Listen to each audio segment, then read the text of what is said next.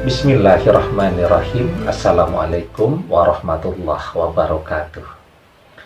Bapak-bapak, ibu-ibu, mas-mas, mbak-mbak, khususnya adik-adikku sekalian yang dirahmati Allah dimanapun Anda berada, kembali di IIP Channel bersama saya, IIP Wijayanto.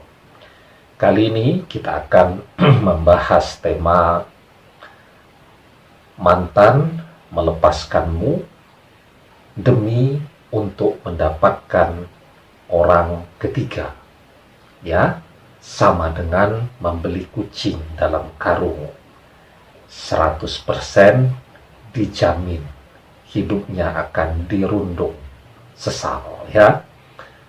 Jadi kita ini sering, ya, sudah punya sesuatu, kita lepaskan untuk pergi rebutan mendapatkan sesuatu yang lain, yang baru, yang menurut kita lebih keren. Ya, contoh tuh, sudah punya pekerjaan yang bagus, lingkungan kerjanya juga orang-orangnya asik, ya, gajinya juga bagus lah begitu, ya. Tiba-tiba melihat ada penawaran tempat kerja lain dengan gaji yang 3 kali lebih besar, ya. Apa yang dilakukan? Pekerjaannya dilepas untuk mencoba peruntungan, rebutan pekerjaan yang lebih menjanjikan tadi. Hasilnya belum tentu keterima. Kalaupun keterima, ternyata situasi kerjanya penuh dengan tekanan, diberikan target demi target, ya, dan situasi lingkungan kerjanya juga orang-orang yang tidak asik, ya. Teamworknya tidak nyaman, orangnya egois-egois, akhirnya tidak betah, tidak kuat, dan terpaksa untuk resign. Ya, kita sudah punya kendaraan, ya, misal mobil, bukan mobil sport lah, ya, mobil biasa. Harusnya apa yang kita lakukan? Ya kita rawat, kita jaga, ya, diservis secara berkala, digunakan, ya.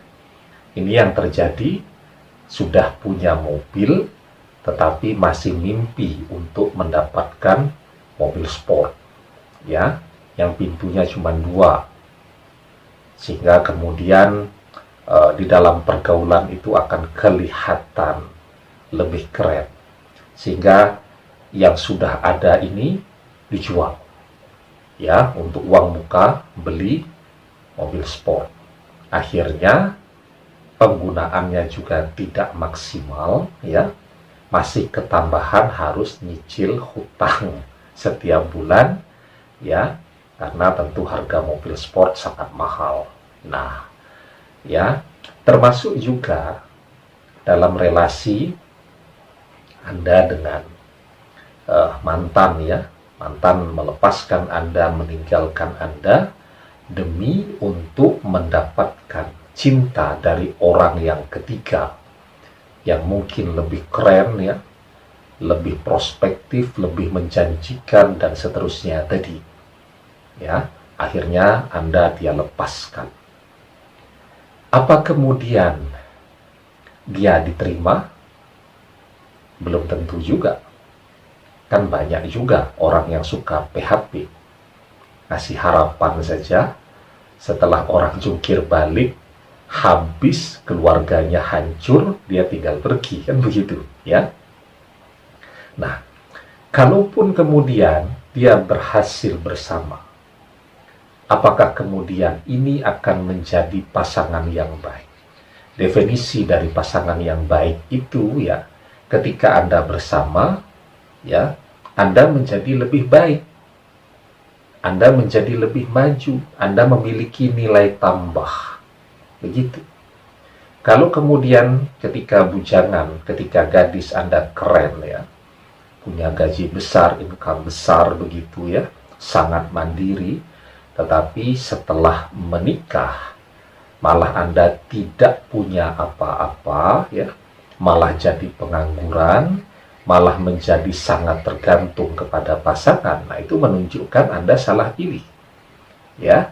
Nah, itulah yang kemudian dihadapi oleh mantan sekarang. Kalau Anda kan sudah teruji, sudah mendampingi selama bertahun-tahun, sudah paham betul karakternya seperti apa ya, termasuk keikhlasannya untuk nerimo apapun keadaan mantan tadi. Sementara profil orang ketiga yang baru ini kan, dia kan tidak pernah melihat mantan ketika masih kucel dan belum punya apa-apa ya. Yang dia lihat kan sekarang mantan sudah keren ya, sudah kelihatan berminyak ya, sudah kelihatan sebagai orang yang mapan, itu kan yang dia lihat ya. Nah, ketika orang punya persepsi yang seperti itu, maka dia akan mematok standar yang tinggi. Dan Anda harus tahu ya, orang yang cantik di zaman ini itu harganya tidak ada yang murah ya. Langka sekalilah kita menemukan seseorang yang cantik dan natural ya. Dulu kan kalau orang pergi ke desa-desa, banyak gadis-gadis desa yang natural kecantikannya ya. Tapi kan kalau zaman sekarang juga salon-salon sudah masuk sampai ke pelosok desa ya. Sehingga zaman sekarang kalau orang terpikat hanya pada tampilan yang dia lihat, saya harus garis bawahi bahwa menjadi cantik, menjadi ganteng zaman sekarang itu high cost, biayanya tinggi ya. Jadi kalau pada saat proses awal kan PDKT, semua orang masih menunjukkan karakter-karakter yang adiluhung, yang kelihatannya baik, yang kelihatannya tidak matre, yang kelihatannya nerimo. Tetapi ketika running, disitulah kemudian akan terbuka kekuatan dompet Anda apakah memadai ya untuk melayani berbagai permintaan-permintaan yang akan dia ajukan. Ya, pada banyak pasangan suami istri, saya yakin Anda banyak yang merasakan ya, ketika awal menikah, memulai segala sesuatunya dari nol, ngontrak dulu tuh di rumah kontrakan yang harganya murah ya, itu pun bisa ngontrak rumah hasil dari sumbangan teman-teman, kan begitu ya. Pelan-pelan kemudian bisa menabung, bisa beli rumah dan seterusnya. Tetapi ketika orang ketiga ini masuk, apa mau dia diajak bersusah-susah dahulu, bersenang-senang kemudian? Kan dia maunya langsung senang saja ya. Nah, disitulah kemudian dia akan mulai merasakan penyesalan.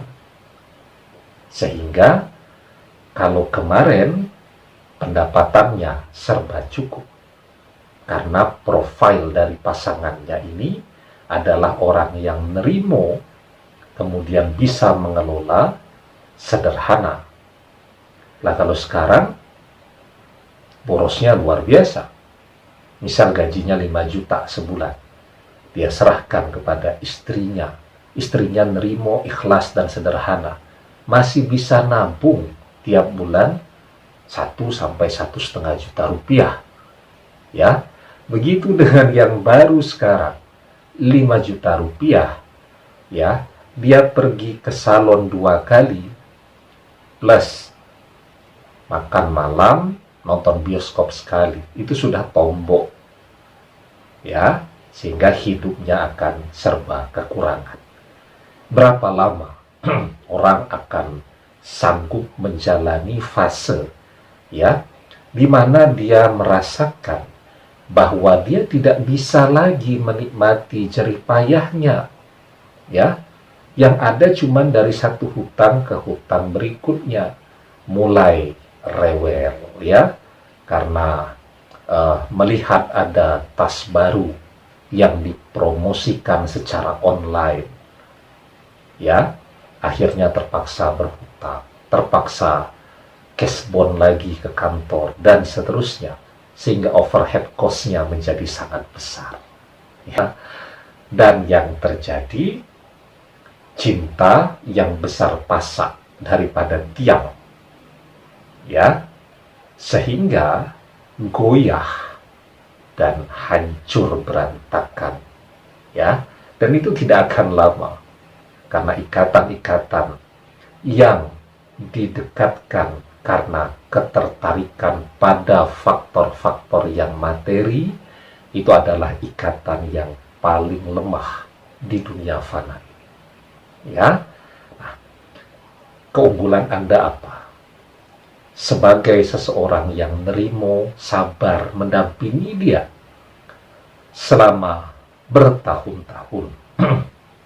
Oke lah, mungkin secara fisik Anda kalah lah, ya, karena jam terbang ke salonnya lebih tinggi orang ketiga daripada Anda, kan, ya. Secara fisik mungkin Anda kalah, tetapi sebenarnya bersama Anda dia nyaman, karena Anda memiliki kebaikan hati, sesuatu yang tidak akan pernah dimiliki oleh seseorang yang materi, ya.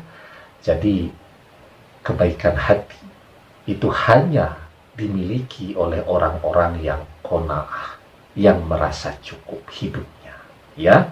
Nah, Rasulullah Shallallahu Alaihi Wasallam bersabda, Innallaha la yanzuru ila atsadikum wala ila suwarikum walakin yanzuru ila qulubikum wa asyara bi asabihi ila sadrihi. Sesungguhnya Allah tidak melihat pada tubuh kalian, akan tetapi Allah melihat pada hati kalian. Beliau memberi isyarat, menunjuk dadanya dengan jari jemarinya, ya. Demikian, semoga bermanfaat. Wallahu a'lam bishawab, billahi taufik wal hidayah. Assalamualaikum warahmatullahi wabarakatuh.